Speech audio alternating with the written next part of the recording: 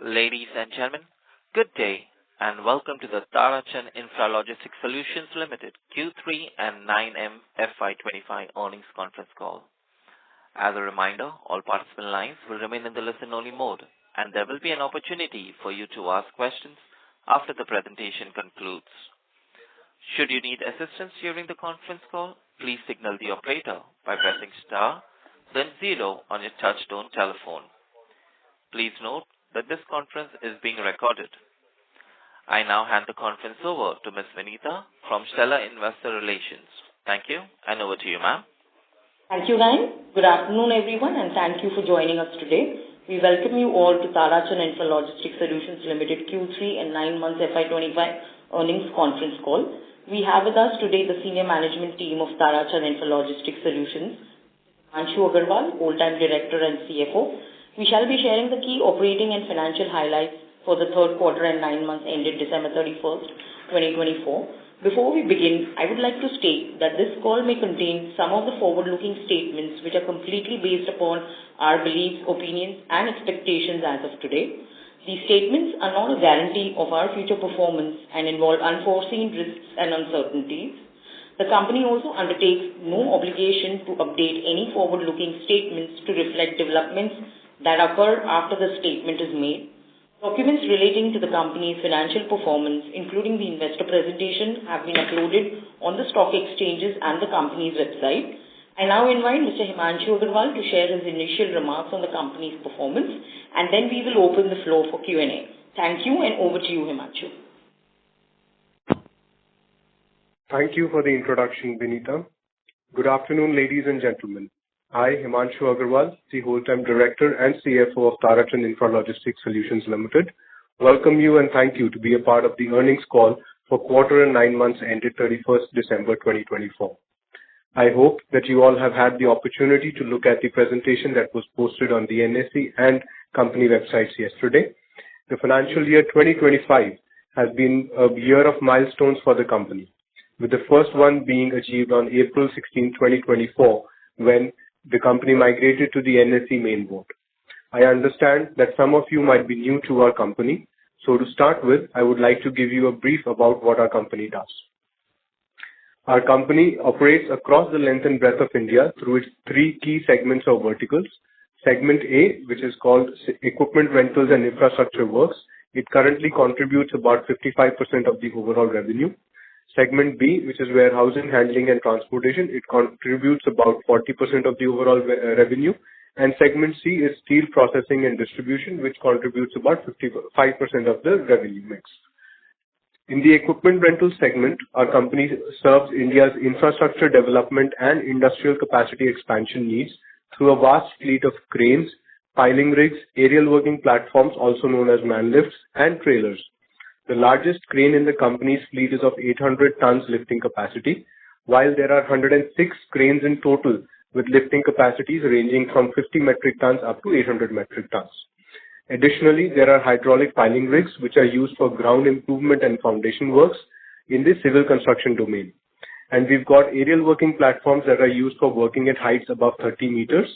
In the financial year 2024, we have introduced the tallest aerial working platform in India at that time, with a working height of 68 meters, and the same remains deployed for a critical steel plant expansion project on a long-term basis. The company has been active in the construction of large metros, the metro rail network that spans across the country.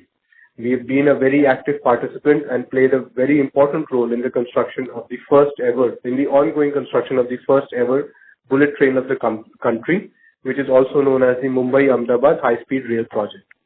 Apart from that, in our industrial capacity expansions, we're actively working with the cement, steel, oil and gas in refineries, as well as the power sector industries. The company has, in this financial year, also entered the renewable energy sector, and we are working in both the solar and wind energy domains. In the urban infra or rural infra development, we're also actively working with NHAI and other such agencies for development of large network of highways and such infra across the country, encompassing states like Jammu and Kashmir in the north, Gujarat in the west, and then east we've got Assam and West Bengal as well. In our segment B, we are providing warehousing and logistics solutions specifically for the steel sector.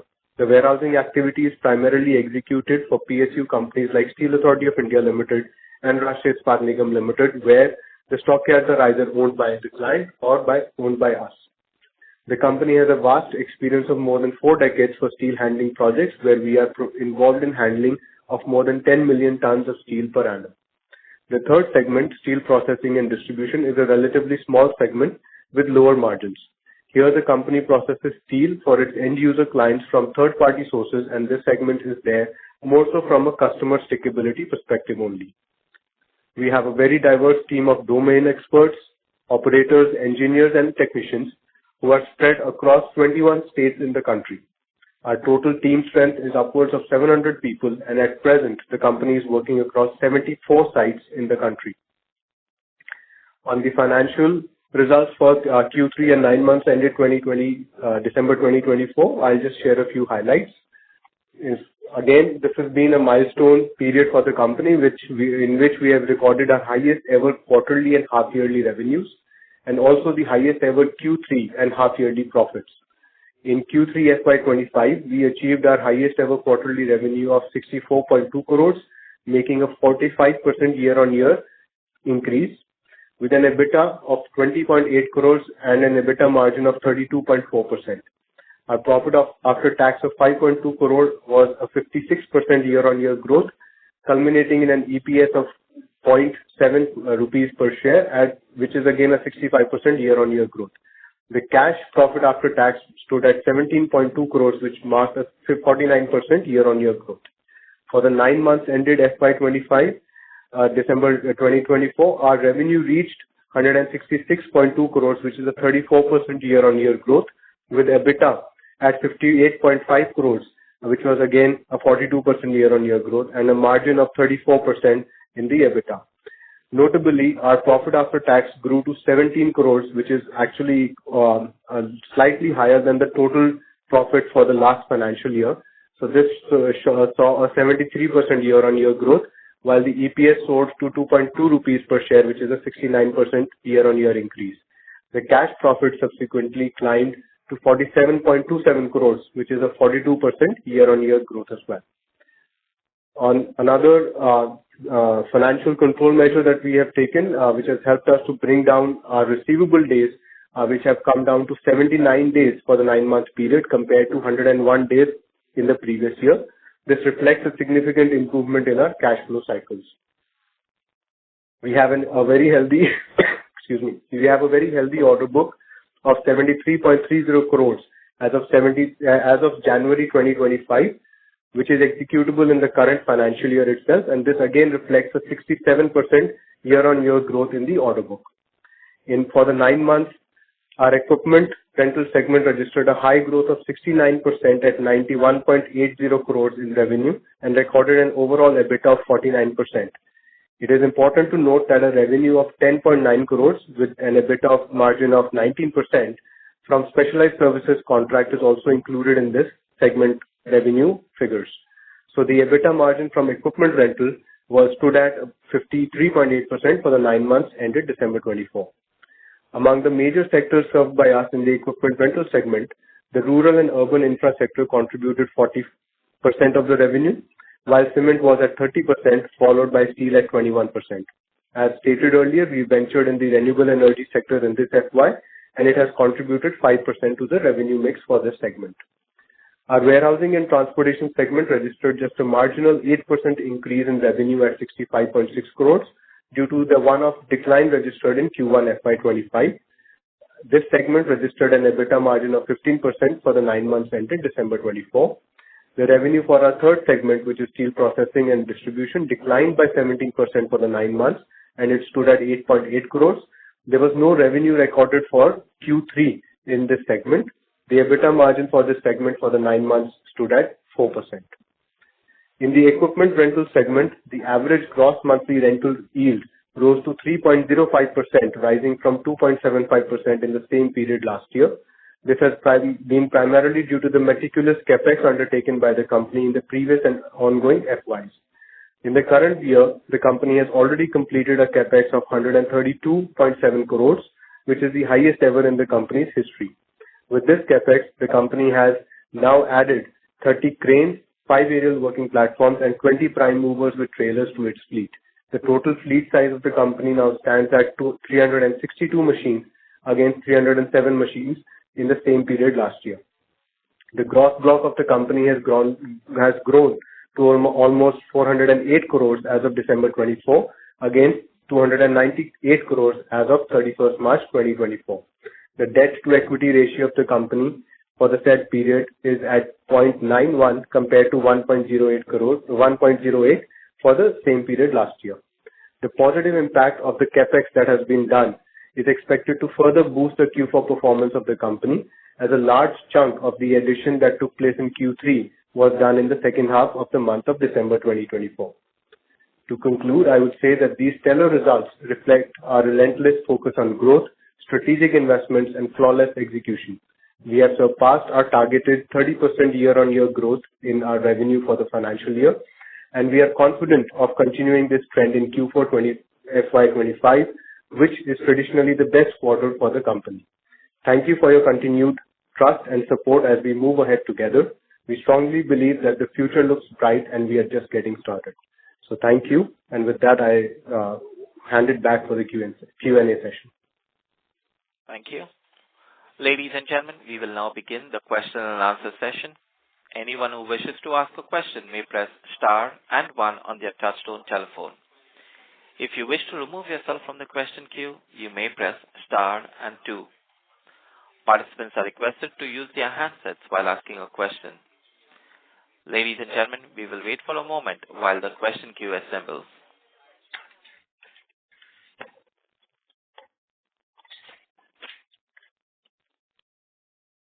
Ladies and gentlemen, if you wish to ask a question, please press star and 1.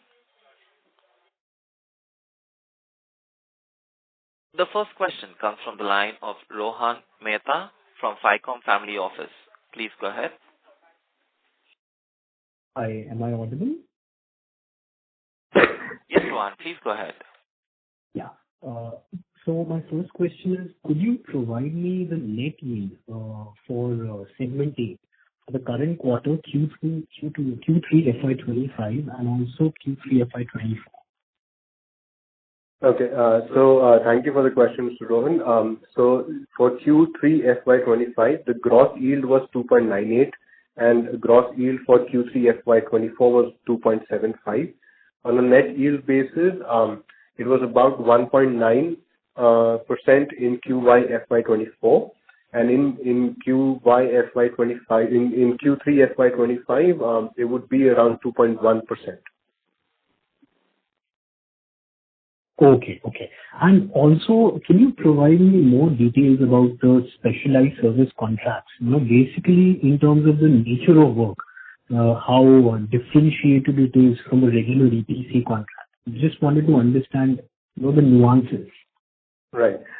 So a regular EPC contract is a combination of a lot of things, and it has a much larger scale. So basically, this is a smaller chunk of a large EPC contract where specialized services with regards to either specific manpower services or machinery is involved, which is to give the necessary result for the overall larger contract or the larger work that is being done. The specificities of the nature of work, I'll not be able to divulge much of that because that is, again, more of an internal matter. Got it. And I've noticed that, the EBITDA margins for segment A is declining from about 50% to 44%. Now, I do understand that this includes the specialized service contracts. So I wanted to know what will be the steady state margin expectation you have from this segment moving forward. So going forward, we are also getting certain contracts, which as of today also, if we talk about the 73 crore order book, there is a mix of equipment rental, warehousing, as well as specialized service contracts. So for this specific segment, the 44 to 46% combined revenue EBITDA margin, wherein the specialized service is also included, is a steady state scenario in the near future. And as far as independently the equipment rental is concerned, there we do see it ranging between 53 to 55%. Got it. Got it. And one final question. How do you see the current macro environment in terms of the crane rental business? Are you seeing any slowdown or any demand issues at the moment? At present, we are not seeing any challenges, and also with the demand that we have in the present quarter and the visibility that we are getting from our clients in the coming quarters, we haven't seen a slowdown in the demand because of the nature of work that we do, the mix of equipment that we have. There is still sufficient demand in the market, and there is a lot of activity, and a lot of activity has picked up in the last couple of months or so as well. So because there was some slowdown in the first quarter because of elections and then monsoons were there, but activity has subsequently picked up, at least as far as the services we are provided to give. So that is nowhere we are seeing that any specific slowdown is impacting our equipment rental division. Got it. Got it. That's all from my side. Thank you so much. Thank you. Thank you. The next question comes from the line of Bhavya Sonawala from Samasa Capital. Please go ahead. Hi, thank you. Am I audible? Yes, you are. Yeah. Questions on a set of numbers. I have a couple of questions. My first question is similar to the previous participant. In terms of our share from the rural and urban infrastructure has kind of been decreasing, and even though the cement and the renewable sector has shown some decent contribution, particularly in this segment, are we seeing any kind of slowdown or caution, or is there any reason behind it? If you can just throw some light on this.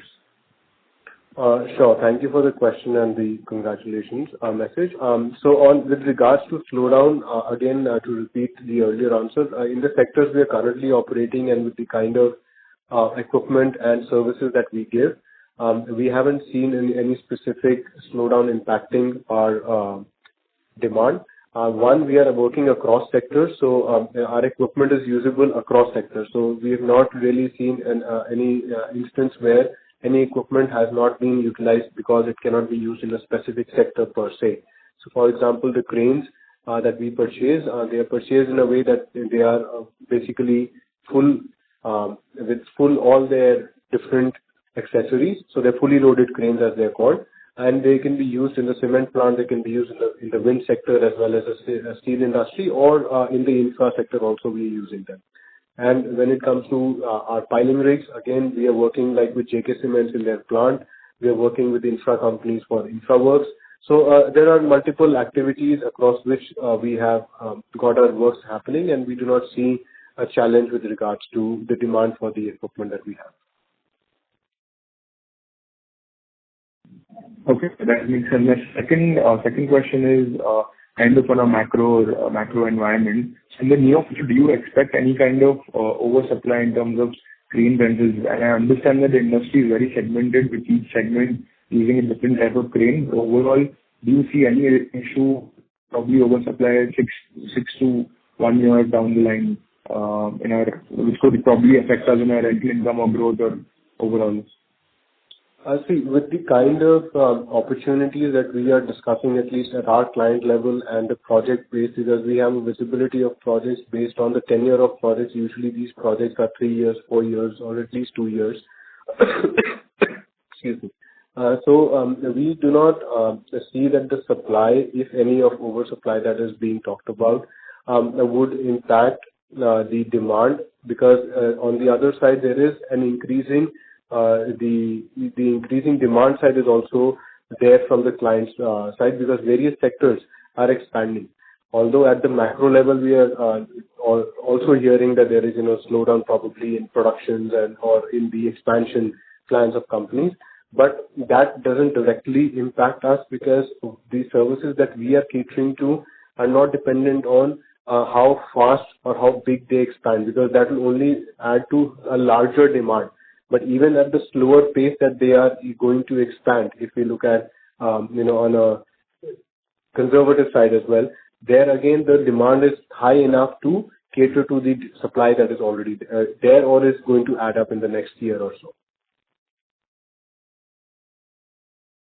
Okay. That makes sense. My last question, if I can squeeze in, is just what is our average cost of borrowing, if that's...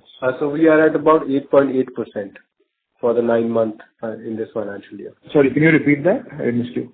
So we are at about 8.8% cost of borrowing for this financial year. Got it. Okay. Thank you so much, and wish you all the best. Thank you. Thank you. Thank you, Bhavya. Thank you. The next question comes from the line of Ashish Khurana from ANK Capital. Please go ahead. Am I audible? Yes, you are. Thank you for the opportunity. Himanshu ji, congrats on a decent set of numbers. So I am a bit new to the company, so my question was a bit broad-based. So especially, regarding the equipment rental business, so it seems like a pretty solid business in terms of the margin and the cash flow it generates. So my question was, regarding the kind of entry barriers or the competitive advantage that we have in this segment. So from outside, it seems like, the ability to manage one's fleet, utilization, reach a certain scale, knowing, when to sell, to manage the residual value, and all these, could be some factors which help, build a strong, as they call it, moat around the company. But I mean, your views as an insider to this company and industry would help, understand this much better. And also, if you could, give a ballpark figure of what is the share of organized versus unorganized players, and specifically the rental industry, equipment rental industry or sector. Okay. So thank you for the question, Ashish, and the message on the results. So with regards to your question, you've put out a very broad question and some of it you've kind of answered, where basically the equipment rental business per se, it's not about just having the asset and giving it out on rent. So it goes out as a package, service package, where the entire management of that equipment, which is basically operations of that equipment with the operating crew, the maintenance, and all the other accessories that go with it are our responsibility. So that is one difference, where it's not just about having the bandwidth to invest and bring in a machine and then get the orders for it. Two, having a network of clientele. So over the years, we've been in this business for more than 2 decades now. So that has enabled us to establish credibility among clients, plus the kind of contracts and orders that we work with, which are large clients and large orders. There are very stringent norms with regards to compliances, statutory compliances, as well as safety guidelines that need to be followed. So that is not easy for for a smaller company or a growing company to easily get a grasp of. So it takes a lot of time to reach that stage. So those are factors, and then obviously having the right kind of equipment mix, the knowledge for having the right kind of equipment mix to be able to take advantage of the opportunities that are there or are coming up with the kind of discussions and visibility that we get from our clients. So that has enabled us to establish this kind of a moat, as you kind of pointed out, around this business. And I hope that helps clarify what you were asking with regards to our company. Yeah, it does. Thank you.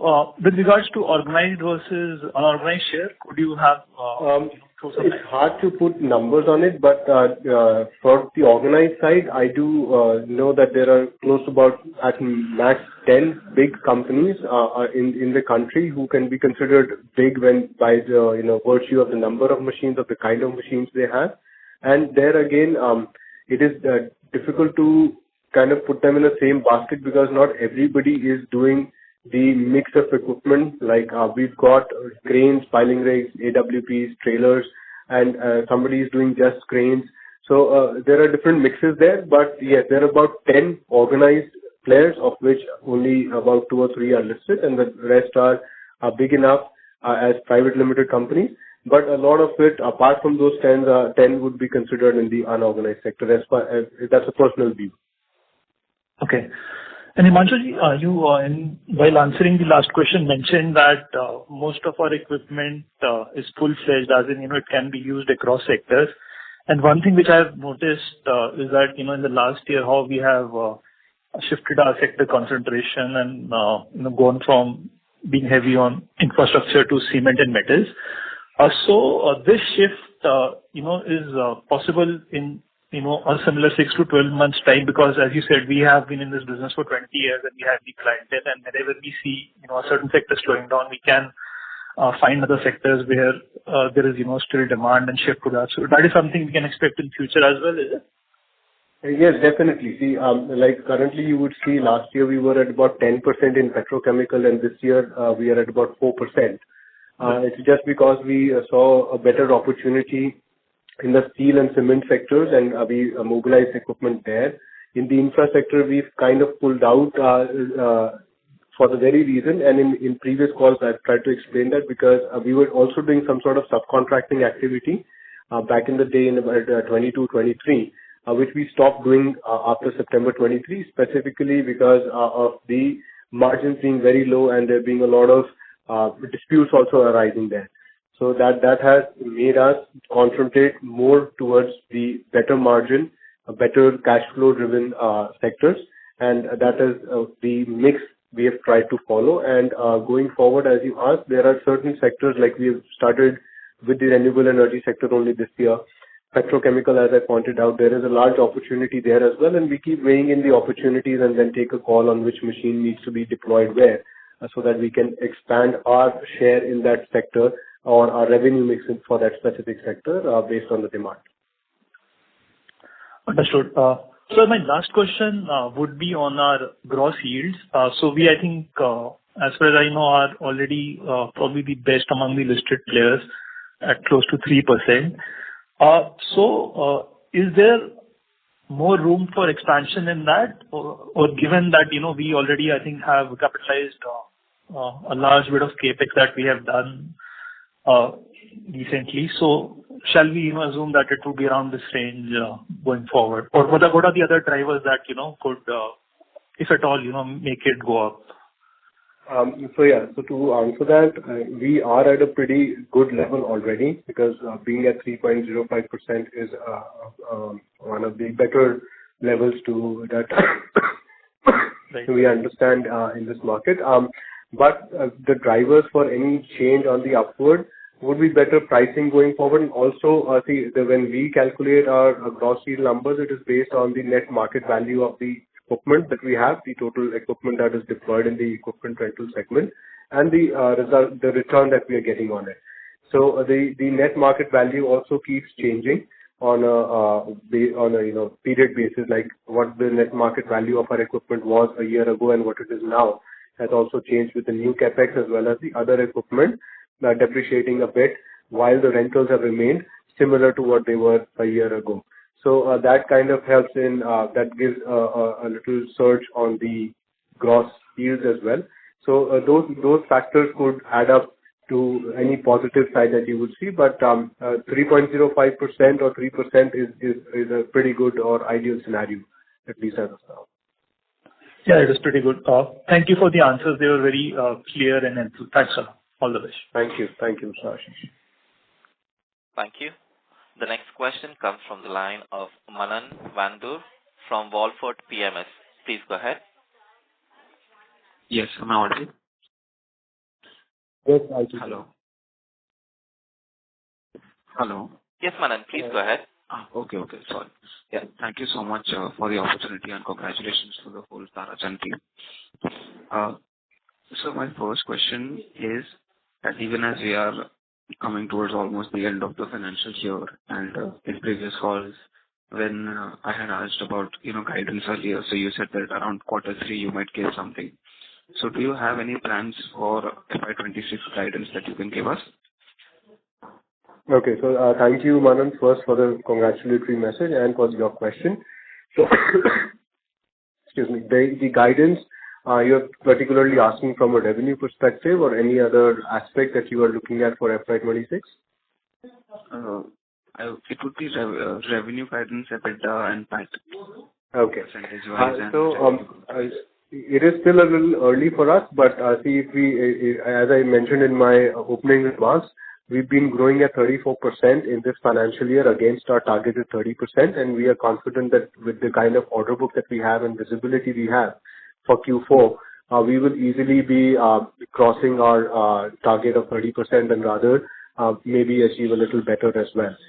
Going into FY26, we would definitely push to maintain our 30% year-on-year growth, while the EBITDA margins, which are currently about 34%, is a range that we are consistently working to remain at about 34-35% overall EBITDA margin, which is considering all the segments.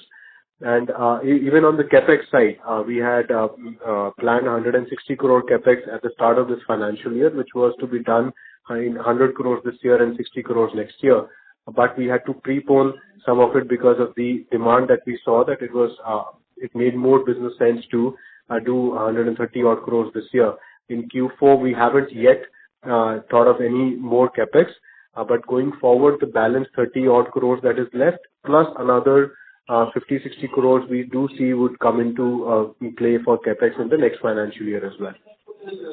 So that's a basic guideline that I see we can say for FY26. Okay, so you are saying that as of now in FY26, the capex you can see would be 60 crores plus 30, so 90 crores, something. It could go to that extent, but we'll have more clarity towards the end of Q4. So when we have the next call, probably when we are discussing Q4 results and the FY results, we'll be able to give a more firm picture of FY26. Right, understood. Okay. The second question would be, so that have we completed the renewable energy order which we had in Q3? Because in Q2 presentation in order book, it was written 5% of the total order book is renewable energy. And this quarter results, the revenue said 5% of renewable energy from the revenue part. So does that mean that we have executed the renewable energy order? And we have executed the initial orders, and these usually tend to keep getting extended. So the trend is such that from the overall equipment rental revenue, we are getting 5% in the renewable energy because the other sectors are also chipping in and they are also growing. So we are able to maintain renewable energy currently at 5%.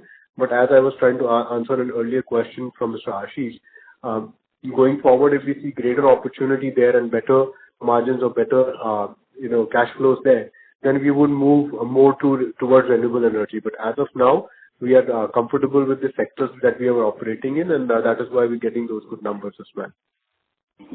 Correct, understood. Thank you. And the last question would be that how much of this 73 crore orders could you bifurcate this to us in terms of the material handling? The equipment rental, I'm sorry. What would be the different sectors could be there? So on the order book front, in the segment-wise, you're trying to ask?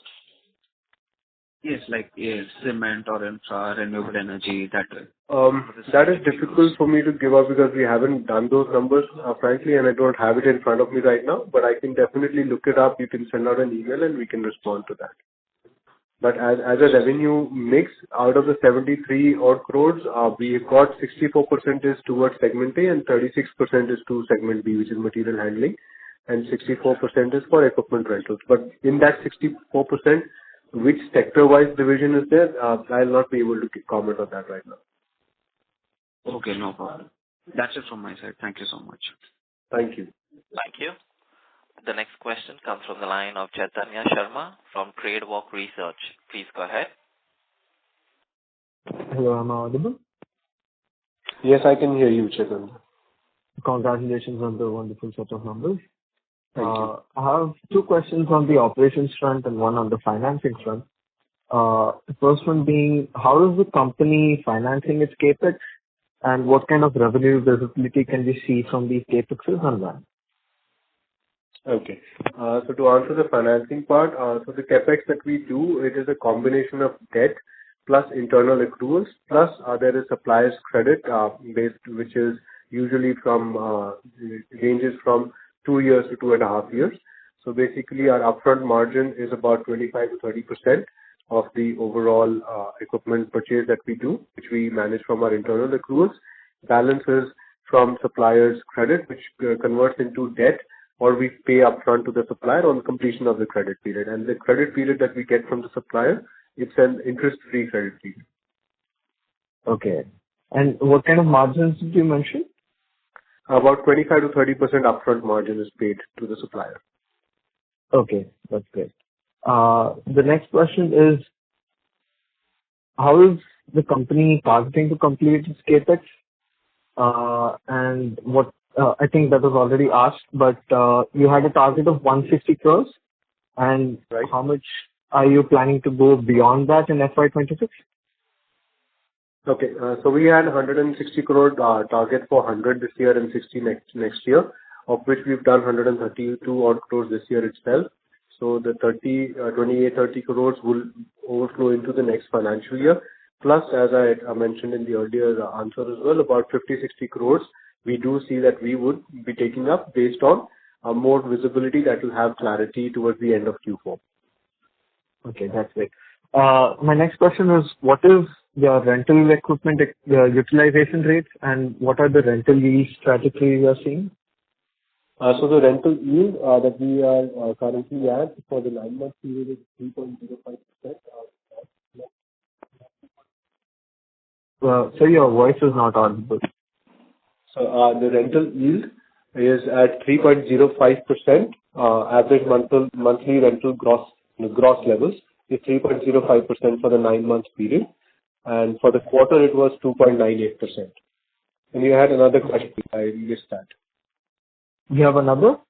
Sorry, I said you had another question. I missed it. I did not hear that. Yeah, I'm asking what kind of trajectory are you seeing, and what are your equipment utilization rates?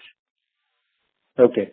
So in the quarter 3 FY25, we achieved an average capacity utilization of 89%, and overall for the 9-month period, the utilization has been at about 85%. Okay. On the trajectory front, the 3.05% yield, excuse me, as I answered in the earlier question, is already at a pretty decent level. So we see that it will be able to maintain that. Okay. And my next question is, recently RINL, which is Vizag Steel, was approved quite a lot of equity infusion, about 11,000 crores, and they're expecting to ramp up their operations. How does our company stand to benefit from it anyway, and what kind of revenue or growth do you see there? Right. So we would definitely be benefiting directly because we are managing the entire central dispatch stockyard of Rashtriya Ispat Nigam Limited. Plus, we've got their stockyard in Mumbai and Nagpur. So the volumes would definitely increase with the ramping up of their operation, which is happening in the current month itself. So as you would see that the revenue for our segment B, which is warehousing and transportation, has only grown by about 8% year on year. So there we see a large opportunity, which will definitely, with the RINL operations coming to the levels, the peak levels that are required, because they've got a total capacity of 7 million tons, of which only about 4 million tons or so, if I'm not mistaken, is currently being produced. So with the ramp up that is happening, that will definitely help in our revenue for segment B, and also eventually bring in the other numbers as well. Okay, that's wonderful. Thank you very much. That's all from my side. Congratulations again. Thank you. The next question comes from the line of Ronald Dalal from FICOM Family Office. Please go ahead. Hi, Himanshu. Congratulations on a great set of numbers in a very tough environment. Thank you, Ronald. So my first question was that, one of your larger competitors, they have actually mentioned that there'll be a 10 to 15% decline in their crane rental business. And also their capex, they have revised it downwards. So I think that's why a lot of the questions, you are getting probably on the demand side, as to if you're seeing any signs of slowdown or any kind of pressure on yields. But this, at least from your commentary so far, that does not seem to be the case. So, is there any reason that you would think that there would be that difference between some of your peers and your operations? Okay. So to answer that, I'll try to broadly give an idea of how we work. So basically, we, as I've tried to explain, sector-wise distribution also. Our sector-wise distribution is different from the competitors or peers that you probably are looking at, one.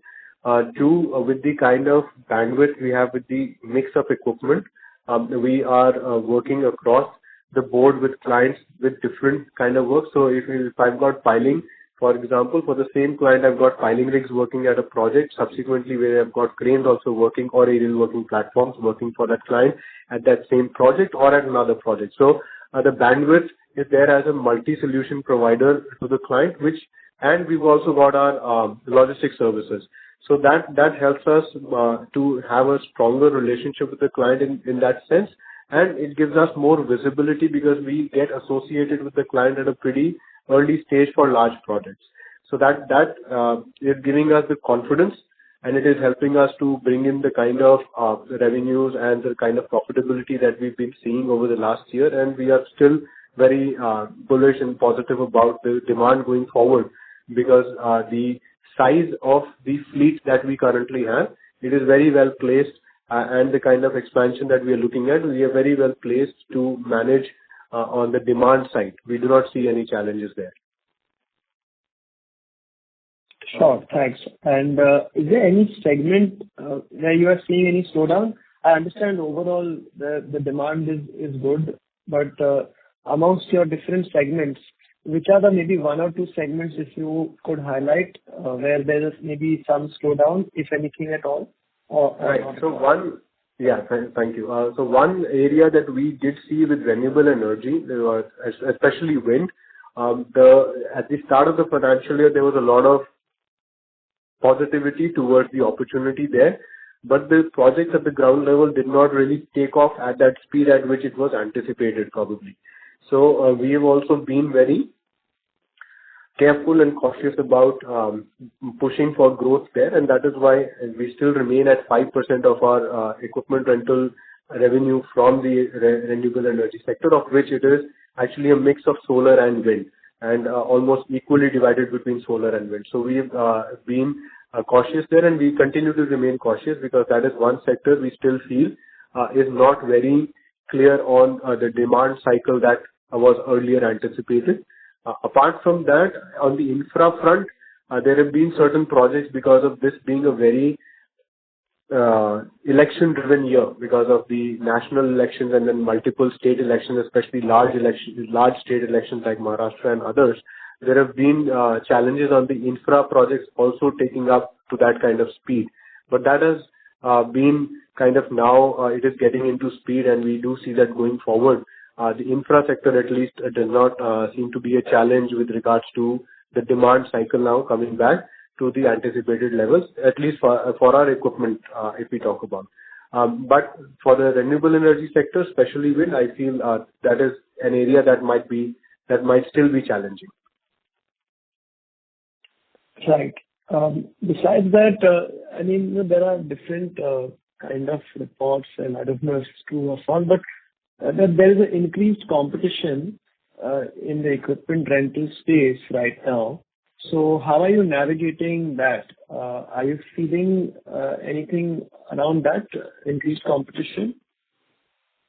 Definitely, with the kind of growth that has happened over the last couple of years, the competition has increased. But with the larger players that we work across, with the larger equipment rental players, if I talk about, there again, everybody's got their own pockets and concentrations of growth or concentrations of strength with clients or regional concentrations. And we have worked on that, or like we've taken up a large chunk of our work in the eastern side of the country as well, which we were not working earlier. So we've spread across like Odisha and Jharkhand and Chhattisgarh, all those areas we've covered in the last 1 year and a half, where we have been able to then kind of de-risk ourselves from the concentration of competition in a specific region per se. So that is how we work, and we concentrate more on project, where we focus on getting a larger chunk of the project in a concentration of equipment there. So that has helped us in managing the competition level from our other competitors as well. Right. Besides that, is there any increase in borrowing costs that you expect going ahead? I mean, you are borrowing at a pretty decent rate. So do you think that this number can go up? At present, we do not have any new borrowings lined up, and these are mostly borrowings from previous periods, which are at a pretty good rate already. And we have that kind of rapport with our banks, where we ensure that we get the best of pricing, and there are multiple banks that we work with. So any specific, major rises from the RBI that could lead to a rise in borrowing costs, that could come into play. But at least as of the current scenario, we do not see any major change coming in our average cost of borrowing, which is at about 8.8%. Right. And just my last question is that, you had mentioned that the margins can be 34 to 35%, but given that, Vizag Steel is expanding and you might get a lot of orders from there, that would be possibly at a lower margin. So on the overall margin basis, would that mean that the company level overall margin can then come below 34%, maybe closer to, say, 30 to 32%? So currently, if you look at it, our margin in segment B has been on the lower side because of the lower volume of steel that we've been able to handle in the current financial year, which has been primarily because of RINL's challenges. So, excuse me, with RINL improving its production, we've got the similar costs into play. So we do see our margins kind of improving in that segment, which will help us to manage the overall margin in that range of 34 to 35%. Right. Sure. Thanks a lot and all the very best. Great performance again. Thanks a lot. Thank you. Thanks a lot, Ronan. Thank you. The next question comes from the line of Ankur Kumar from Alpha Capital. Please go ahead. Hello, sir. Thank you for taking my question. Sir, I wanted to understand regarding next year's 30% number that you are saying, projecting. So do we have we have started taking orders for that? What is the order book for FY26 that we are already getting now? And what are the key sectors you think which will help us to achieve this 30% number that we are expecting for next year? Okay. So thank you for the question, Mr. Ankur. So as I tried to answer the question which was there earlier on the next year's guidance, so it is still something that we are targeting. And as I said, the clarity would be there towards the end of Q4. As far as order book is concerned, with regards to our warehousing and transportation segment, the contracts are usually 5 to 7 years. So we do have visibility there even up until 2027, 2028. And for our equipment rental, so because we are towards the end of this financial year, it's only 2 months left. We've got visibility for certain contracts which are running into up until the Q2 of next financial year. So taking all that into consideration, the capex that we have done and what we intend to do in the first half of the next financial year, all of that we have factored into, and with the kind of growth that we are seeing in the demand for our in our warehousing segment, as we talked about RINL coming back to its full-fledged production levels, or at least at the best optimum production levels.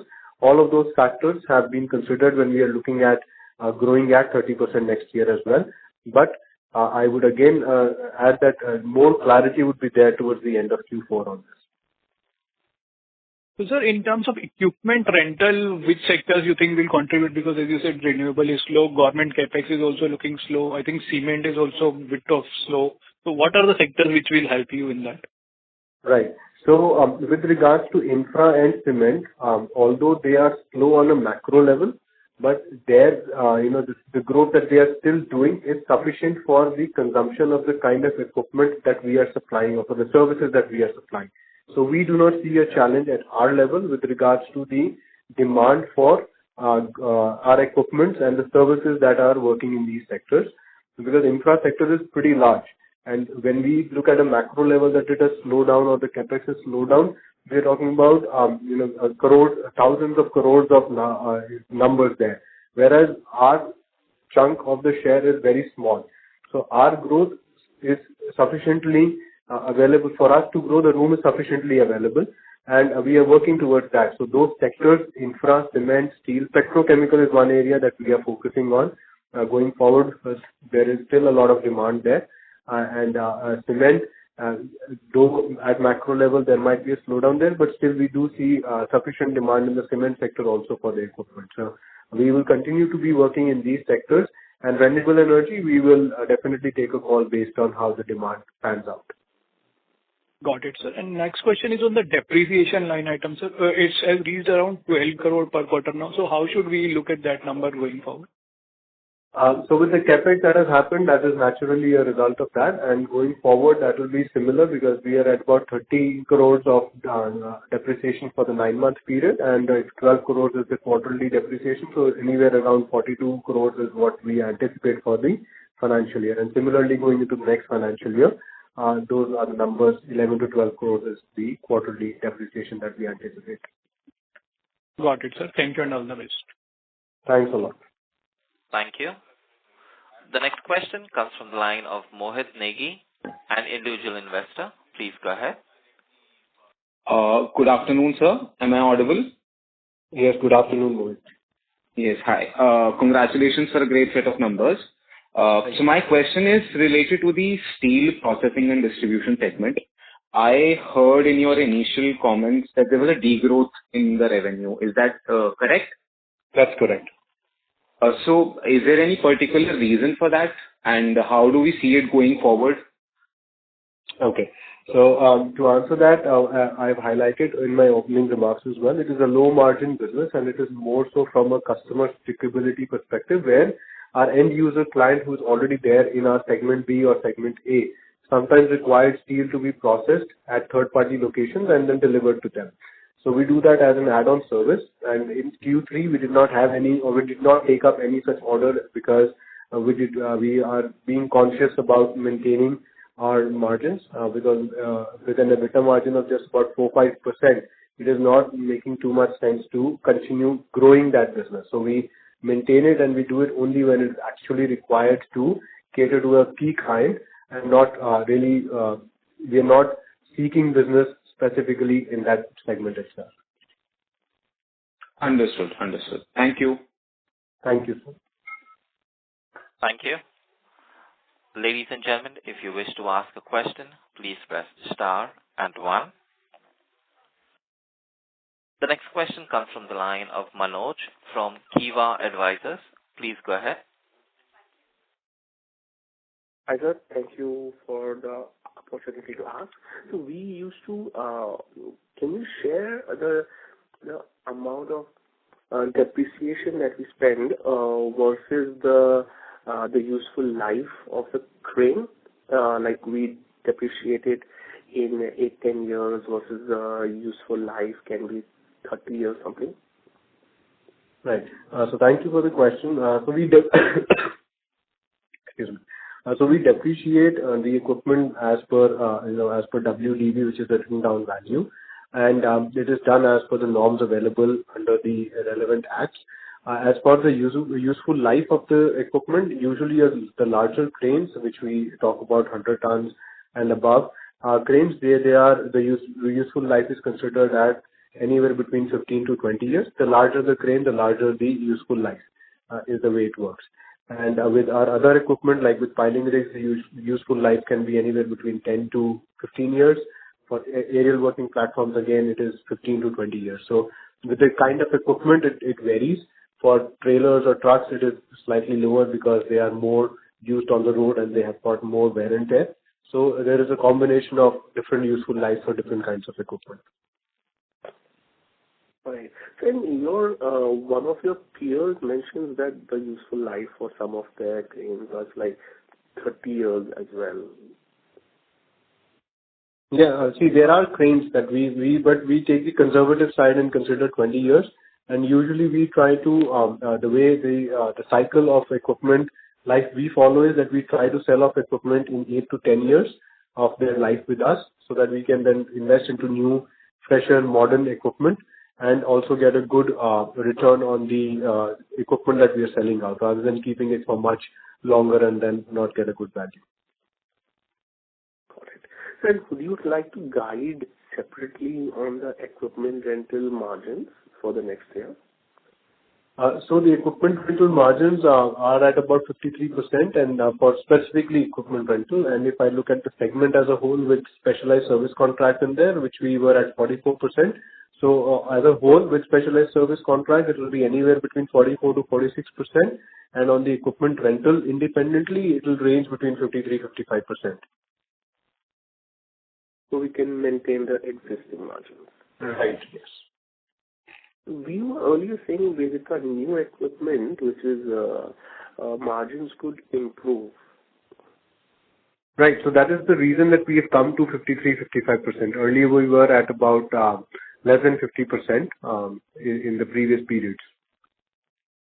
Right. So from here, we don't see an improvement further. Right. So see, a 2% or 200 BPS improvement is what we are looking at. From 53 to 55 is the range. That is why we are talking about, to be able to maintain this kind of profit, this kind of margins.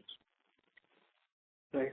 Sir, solar, a lot of solar additions are happening. When you say you are seeing a slowdown there, are you specifically talking about the blended solar and wind projects, and specifically wind projects, or you're even calling out solar as well? No, so specifically wind is where we did not see the kind of movement on the ground with regards to the projects that were announced or were anticipated. So wind is the area where especially a lot of our larger cranes are utilized.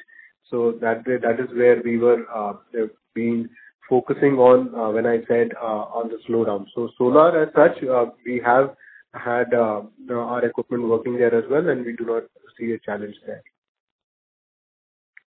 Right. So as you said, elections related and the government spending was slow in the first half.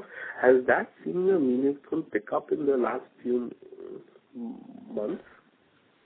We do see some sort of demand changing in the last couple of months in the infra sector, where the equipment utilizations have gone up, and that is why for the quarter 3 you would see that we had a capacity utilization of 89%, and for the entire 9-month period it is 85%. So yes, there is a certain change that is there, and going forward we are positive about it. Right. Thank you so much, and all the best, sir. Thank you. Thank you. The next question comes from the line of Chaitanya Sharma from TradeWalk Research. Please go ahead. Hi, sir. Just 2 more follow-up questions. What are your outlooks on cash accruals? Okay, cash accruals for the current financial year?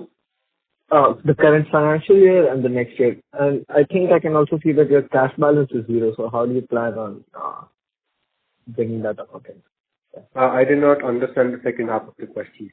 I think your cash balance currently on your balance sheet is close to 0. How do you plan on bringing that up again? So the cash and cash equivalents, just to answer the second half of the question first, if we look at our cash flow statement, the cash and cash equivalent as of December 24 stood at 1.52 crores, 152 million actually. So 15.2 crores as of December 24. Yeah. Okay. So that has already been on the improvement side. And on the question with regards to the cash accruals, so at the cash PAT currently was about 47 crores for the 9-month period, and that we see that going forward, if with the kind of depreciation numbers that are there and the profitability trend that we are seeing, those will always those are expected to improve, could be anywhere in the range of 60 odd crores by the end of this financial year. And for the next financial year, it is difficult to give any guidance on that because we don't really do that. Okay. That's right. And how are you planning to maintain or improve your working capital cycle? If I'm not wrong, is it around 88 days right now? And in the past, it has sometimes gone to 130 days, 120 days. So how do you plan on working? So the receivable cycle days has come down to 79 days net of GST as of the 9-month period, which was 101 days for the same period last year. We have been consciously pushing our clients and also ensuring that the terms in the contract are more stringent, which has helped us to bring down the receivable cycle days by 1 full month. And that further we are looking at ensuring that we continue to take that forward. And our target is to be anywhere between 65 to 70 days, which is ideal for the mix of sectors and segments that we are operating in. Okay. Thank you very much. Thank you, sir. Thank you. The next question comes from the line of Ankur Kumar from Alpha Capital. Please go ahead. Thank you for the follow-up. Sir, I wanted to understand, as in renewable is how much percent of our business? Is it like 5% only? Yes, so it is 5% of our equipment rental sector. So 5% of the segment A of the overall business will be then slightly lesser. Got it, sir. And sir, when you said wind is bit slow, as in the listed wind companies, they seem to be executing quite well, winning quite good orders. So what exactly is happening there? Can you please comment? Because the listed ones have at least been reporting good numbers. Right. So see, we are not very active in the wind sector, so I'm commenting from a perspective of our research with regards to how aggressive we should be in that sector. In that sense, we've seen that although there have been a lot of order announcements, order wins, but at the ground level, there have been challenges with regards to right of way or other issues, as well as money flowing into the projects. So the projects haven't taken up the speed that they should have. So that is where we see that there is a challenge in that sector as far as our perspective is there with regards to going aggressive in the wind sector specifically. Sure, sir. Thank you and all the best. Thank you, sir. Thank you. As there are no further questions, I now hand the conference over to Mr. Himanshu Agarwal for his closing comments. Thank you, Ryan. Thank you, everyone, once again for joining today for the earnings call for Q3 and FY ended 31st December 2024. As stated in the opening remarks, we are very confident going forward that we will continue with the trend of achieving the targeted 30% Y-on-Y growth, and we should be able to surpass that rather, as Q4 is traditionally the best quarter for the company. And we are once again thank you for your continued trust and confidence in our vision and onward journey. Thank you, and back to you, Ryan. Thank you. On behalf of Tarachan Infralogistic Solutions Limited, that concludes this conference. Thank you for joining us, and you may now disconnect your lines.